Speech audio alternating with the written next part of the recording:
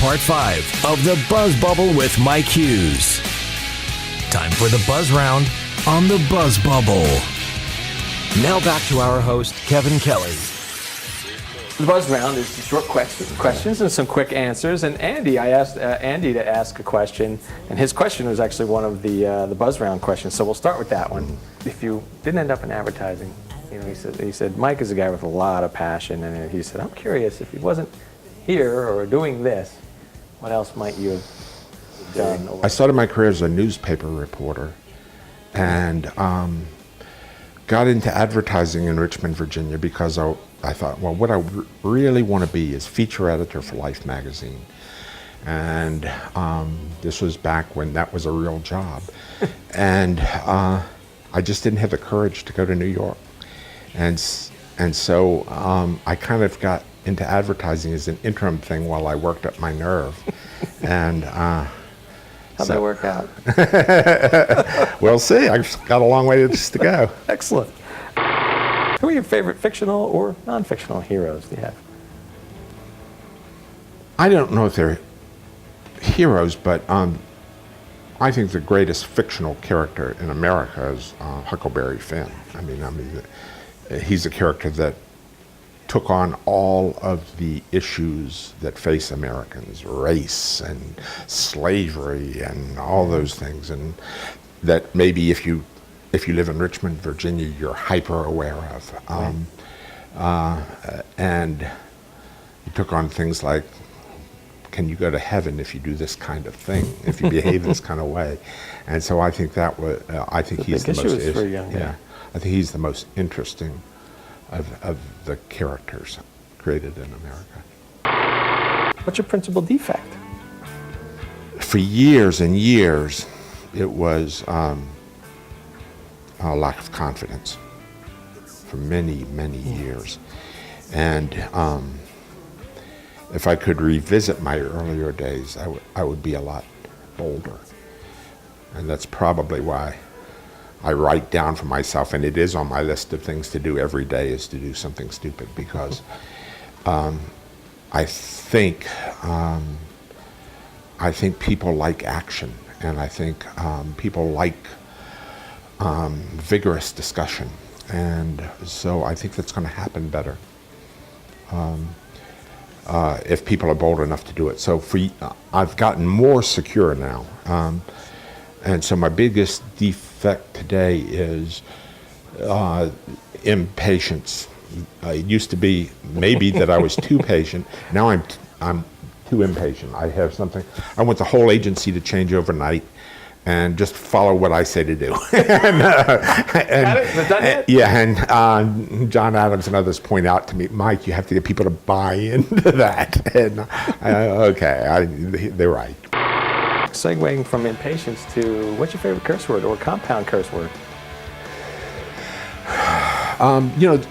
Cussing is so easy in this business that it almost gets overlooked and ignored. I mean, so how do you? Part of our vernacular. Yeah, I know. It's everyday stuff, and it's punctuation. It's hard to make it stand out. So, I think my new one will be dag nabbit, because I bet if you say dag nabbit, everybody's going to pay attention. But if you say the curse words everybody else says, nobody's going to pay attention. So from now on, my favorite curse word is dag nabbit. I like that. If we printed up a new bill, it doesn't have to be a dollar bill, any bill. Who would you like to see on right in the middle? Whose face there? Well, because I like Huckleberry Finn, I'd probably like Mark Twain on that bill. I think we have plenty of soldiers on it and plenty of politicians on those things. So it might be great to do something unexpected with Andy Warhol or Mark Twain or that would be great. Yeah, I like that. Elvis Presley. Those would all be better. Frank Sinatra. They would all be better than another general or another politician. Gilligan's Island reference. Ginger or Marianne? Both. I'm easy. I'm easy. I was going to ask, and I still will. Do you want an iPad? But I see you want it. You got it. Do you like it? Do you use it? I'm using it a lot. So far, I like it. I don't love it yet. You use it to read?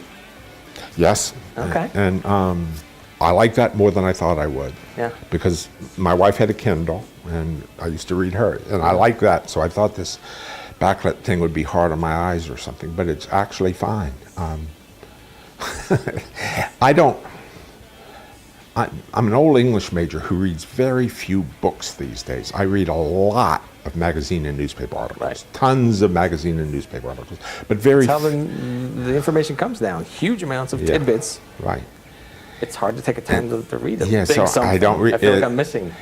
And what I'm doing on the iBooks is I download the free samples, which is like 30 or 40 pages, and that's how much of the book I read. And then I go to the next sample. So I actually haven't bought any books, but I'm reading all the samples. So That's great. Yeah, I mean, it's a great item. I haven't, and I wasn't going to, and then I held it. I'm like, oh, this is nice. Yeah, boys and their toys. Yeah. If heaven exists, what would you like to hear God say when you finally arrive over there? Well, I would love for him to say, come right in, but what I suspect he'd say is, why didn't you listen to those nuns at Sacred Heart Elementary School? That's what I think he would say to me. In a nutshell, yeah, to wrap up, what would you like to be your legacy professionally and as a family? You know, of course you want to be known as a good advertising person and a good family person. And I think what I really want is just to be thought of as a good person, a guy who was above board and wasn't selfish in what he did. A person who finds the way to like a lot of different people. I do. I get to work with a lot of people I love. So I think that'll be okay. My wife gives me a grief because I hate sappy movies, but I love sappy songs. And Anthony Newley, a line from one of his sappy songs was, "And I long to live in someone's memory, and I long to live upon a hill." Well, I live at the top of Hill Drive. That's the truth. I live at the top of Hill Drive, and it would be nice to think that one day I'll live in somebody's memory. It's wonderful. Well, from what I've seen, read, and heard, you've already arrived there. So you got plenty of time to spend on becoming the greatest agency in the world. Yeah. You're not far from that if it's not already there. Well, Mike, thank you so much for making some time in your busy schedule. It was a real pleasure. This is fun. Thank you so much. Thank you.